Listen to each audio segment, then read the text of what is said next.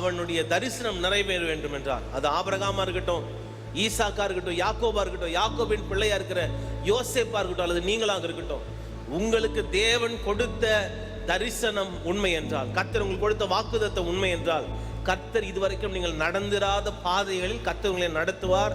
அதற்கு உங்கள் விசுவாசத்தை தயார்படுத்தி வைத்துக் கொள்ளுங்கள். சில நேரங்களில் ஏன் பலருடைய வாழ்க்கையில கதவுகள் திறக்கவில்லை என்றால், அவர் விசுவாசத்தில் வளர மறுக்கிறார்கள்.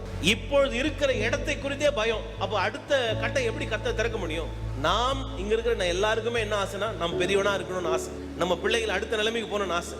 ஆனா ஒரு சின்ன ஒரு டிசிஷன், ஒரு பிரச்சனை ஹேண்டில் பண்றதுக்கு நிறைய பேரால் முடியல. அதுக்கு மிக முக்கியமான காரணம், வாக்குத்தத்தம் கொடுத்தவரை நம்ப மறுக்கிறார். என்ன பிரச்சனை?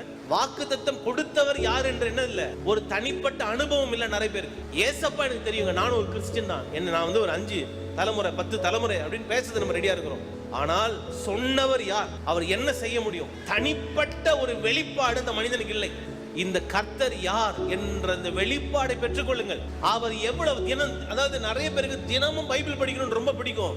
ஆனா அவங்க படித்ததுல அந்த என்ன வெளிப்பாடு எடுத்துக்கொண்டாங்கன்னா அவங்களுக்கு தெரியாது. பைபிள் படிச்சுட்டீங்க, படிச்சுட்டேன், படிச்ச பிரதர், அது ஒரு வெளிப்பாடு உண்டு. அந்த வெளிப்பாடு என்ன செய்யும்னா, நமக்குள்ள விசுவாசத்தை கொஞ்சம் கொஞ்சமாக வளர்க்கும். ஒரு ஆமென் சொல்லுங்க பாக்க. வாக்குத்தத்தம் கொடுத்தவரை பிடித்துக் கொள்ளுங்கள். வாக்குத்தத்தம் கொடுத்துட்டார், நான் இல்லைன்னு சொல்லல, ஆனா வாக்குத்தத்தம் கொடுத்தவர் தான் ரொம்ப முக்கியமானவர்.